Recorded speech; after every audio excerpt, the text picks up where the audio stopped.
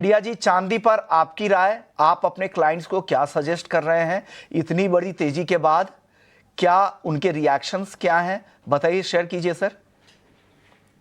नमस्कार सुमन जी। और नमस्कार। सबसे पहले अगर हम देखते हैं तो चांदी डेफिनेटली बहुत ही अंडररेटेड कमोडिटी थी। 2 साल से देख ही रहे थे कि जिस ढंग से डेफिसिट चल रहा है और साथ में जो नए इवेंट्स हुए हैं, मतलब डिमांड को लेकर इंडस्ट्रियल यूज बढ़ रहा है, ईवी, सोलर पैनल, और खास करके इन्वेस्टमेंट के तौर पे फैमिली ऑफिसेज, म्यूचुअल फंड, ये सब मेजर कारण रहे जिसकी वजह से हमने ये बड़ा जंप देखा है।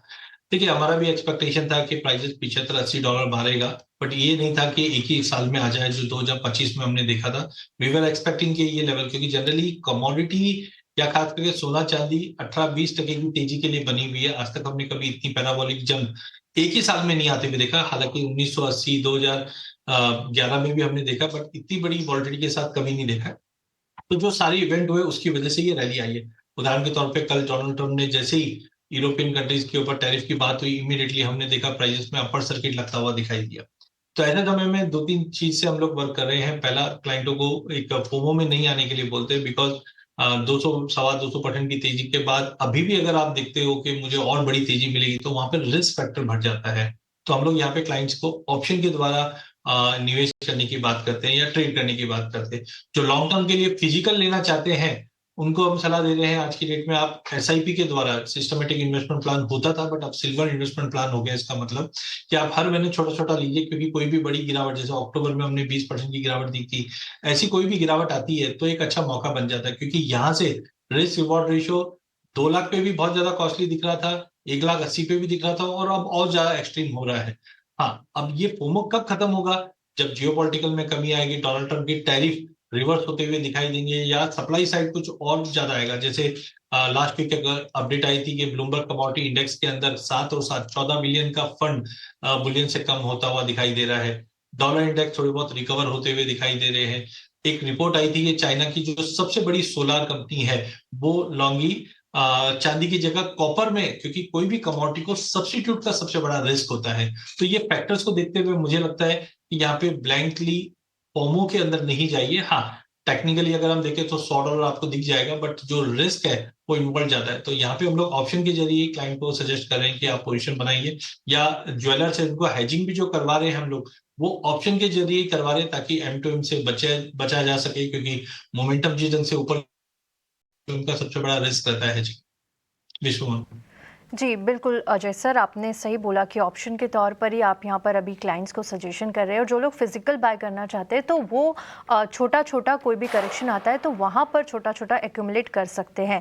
अनिंदित सर, आपको क्या लगता है कौन से बड़े फंडामेंटल्स इस वक्त चांदी में काम कर रहे हैं, और इतनी बड़ी रैली के बाद कोई बड़ा करेक्शन आता हुआ आपको दिख रहा है आगे?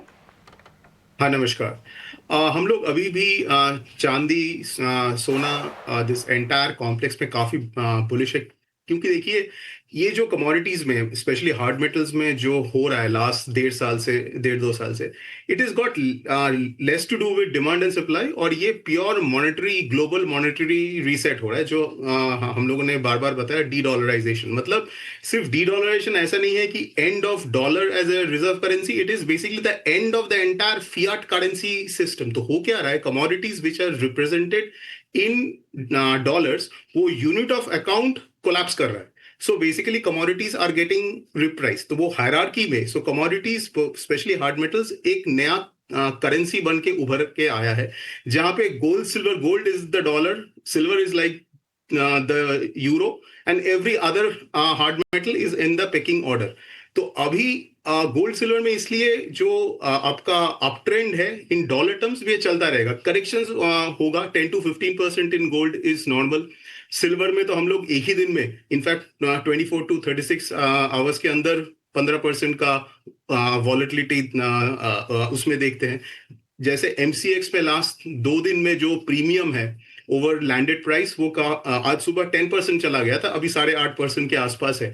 तो ये सब प्राइस वॉलेटिलिटी होगा, बट लार्जर जो ट्रेंड है, जो अभी करीब $100 जो हम लोग का ओवरऑल टारगेट था, वहां पे ऑलमोस्ट आ चुका है, बट यहाँ से भी वी वोंट बी सरप्राइज कि यहाँ से भी प्राइसेस माने आपका अपसाइड में काफी ऊपर तक जाए। हो सकता है कि 150 160 डॉलर्स तक भी ये साल दिख जाए, उसके ऊपर भी जा सकता है क्योंकि मार्केट में शॉर्टेज है, उसके साथ एक मॉनेटरी रीसेट हो रहा है।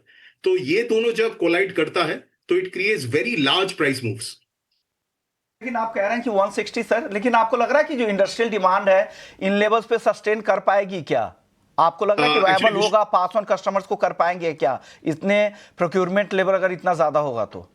एक्चुअली विश्वमोहन जी, हुआ क्या है कि सिल्वर प्राइस को 55 साल से इतना दबाया गया था कि पूरा जो ये इलेक्ट्रॉनिक, इलेक्ट्रिकल और ग्रीन एनर्जी जो न्यू इकोनॉमी इंडस्ट्रीज है, वो अपना उनको एक हाई परफॉर्मेंस मेटल मिल गया था at a very dirt cheap price. तो उनका पूरा सप्लाई चेन टेक्नोलॉजी वो सिल्वर के बेस के ऊपर बना है। अभी कोई भी नया टेक्नोलॉजी आएगा उसको टाइम लगेगा। आज टेस्ला का गाड़ी में अगर 1 आउंस मतलब 30 ग्राम के आसपास सिल्वर लगता है, तो उसके लिए $100 इंपॉर्टेंट है या टेस्ला का जो एंड प्राइस है वो इंपॉर्टेंट है? तो इसके लिए कोई भी नया टेक्नोलॉजी आने के लिए उसको एट ग्राउंड लेवल सस्टेन होने के लिए टेक्स लॉन्ग टाइम। जैसे एक एग्जांपल लेते हैं ऑयल का रिप्लेसमेंट के बारे में हम लोग 15 साल से बात कर रहे हैं, अभी ग्राउंड में उसका इंपैक्ट दिख रहा है। तो it takes a long time. और सबसे बड़ा चीज ये है कि silver is a monetary metal, तो उसमें जो रीएडजस्टमेंट हो रहा है तो इंडस्ट्री को ये हिट लेना ही पड़ेगा। सोलर जो मैन्युफैक्चरर्स है सोलर पैनल, उनके लिए ऑलरेडी 20-25% का जो एंड प्रोडक्ट का कॉस्ट अभी सिल्वर हो चुका है, बट जो इलेक्ट्रॉनिक्स प्लेयर है उनके लिए अभी भी लेस देन 1% है एंड प्रोडक्ट का कॉस्ट। जी बिल्कुल। और भाविक जी, मैं आपसे जानना चाहूंगी कि आपको भी लगता है 150 से 160 डॉलर तक के लेवल्स हम चांदी में देखेंगे? फिलहाल कॉमिक्स पर देखिए $94 का जो एक लेवल था वो भी क्रॉस कर चुकी है। 6.25% से ज़्यादा की तेज़ी इस वक्त नज़र आ रही है चांदी में। कौन से अहम लेवल्स आप देख रहे हैं और आप क्या एक्सपेक्ट कर रहे हैं? क्या कितने दिन में हम $100 तक चांदी में आते हुए देखेंगे? देखिए तो जी, मैं तो आई वाज थिंकिंग कि शायद फर्स्ट क्वार्टर या सेकंड क्वार्टर में $100 आ सकता है, जब 2025 एंड हुआ था। बट अभी लग रहा है कि एटलीस्ट पहले महीने में ही हम देख रहे हैं कि नियर टू $100 है। और सारे जो नेगेटिव फैक्टर्स थे, जो ब्लूमबर्ग इंडेक्स का जो रिस्ट्रक्चरिंग था, आउटफ्लो जो होने वाला था, वो सारे उसके बावजूद भी अगर हम देखें तो सिल्वर की प्राइसेस न रुक रही है। तो मुझे लग रहा है आई थिंक फर्स्ट क्वार्टर में तो इजीली हम $100 देख सकते हैं। और मुझे भी एक्सपेक्टेड है कि आई थिंक नेक्स्ट क्वार्टर तक 125 $128 तक के लेवल्स भी हम देख सकते हैं। क्योंकि देखिए डिमांड तो है बट सप्लाई की अभी क्रंच हो चुकी है, जहाँ पे जो अगर हम देखें तो ओवरऑल वर्ल्ड 60 to 70% जो सिल्वर जो रिफाइंड होती थी वो चाइना करती थी। तो वो चाइना एक बड़े प्रोवाइडर थी और उन्होंने अभी एटलीस्ट हॉल्ट की है कि जहाँ पे जो भी स्टेट एंटिटी है 80 बिलियन आउंस के ऊपर अगर वो प्रोसेस करती है तो ही वो लोग एक्सपोर्ट कर सकते हैं। तो आई थिंक 2026 में हमें काफी सप्लाई क्रंच देखने को मिल सकता है। और अभी फिलहाल सिल्वर की कोई सब्स्टिट्यूशन है नहीं, तो उसकी वजह से ही मुझे लग रहा है कि ये जो प्राइसेस जो है वो आगे जाके और बढ़ सकते हैं। आई थिंक 125 128 लेवल्स जो है वो एटलीस्ट सेकंड क्वार्टर्स में हम देख सकते हैं।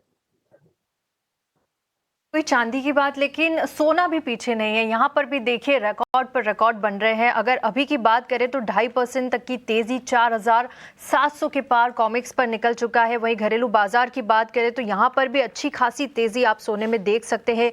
1,47,415 के लेवल पर इस वक्त कारोबार कर रहा है। अजय सर, क्या लगता है आपको सोने में अब कौन से बड़े लेवल्स यहाँ से आते हुए दिखेंगे और निवेशकों को क्या सलाह होगी इस वक्त?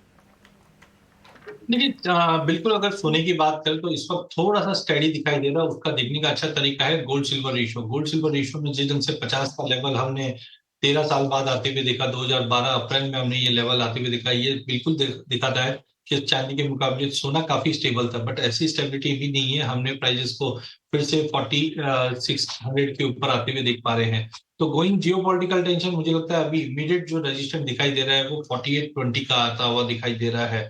वहीं अगर सपोर्ट की बात करते हैं तो मल्टीपल ऑफ टाइम हमने देखा 4250 के आसपास आता है। तो करंटली मुझे लगता है 4820 is going to be important. और डोमेस्टिक मार्केट पे ठीक है, रुपए भी वीक हो रहा है, उसका भी एक इम्पैक्ट पड़ रहा है और आने वाले दिनों में वो भी एक बड़ा फैक्टर रहेगा।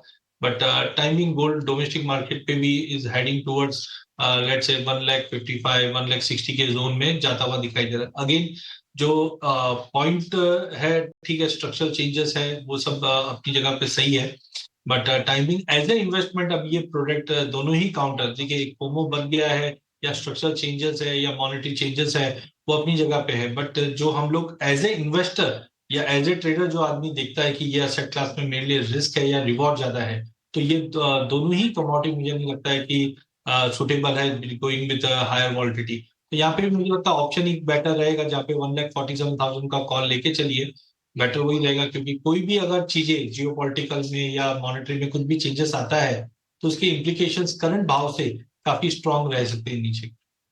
बेहतर है कि आप ऑप्शंस के जरिए जाएं और जिस कॉस्ट पे आपने खरीदा है उस कॉस्ट के ऊपर का ट्रेलिंग स्टॉप लॉस भी लगा ले। ये भी एक आपको मुनाफा समेटने का, मुनाफे को लॉक करने का एक बेहतर तरीका हो सकता है। चलिए वक्त है ब्रेक का। ब्रेक के बाद जब लौटेंगे तो हम बात करेंगे शुगर सेक्टर को लेकर, एक अहम अपडेट आ रही है, उस पर दीपक वल्लानी होंगे, डीजी हैं इस्मा के, और साथ ही बजट डिमांड को लेकर फर्टिलाइजर इंडस्ट्री के राहुल मीरचंदानी भी होंगे। खास चर्चा ब्रेक के बाद जल्द लौटते हैं।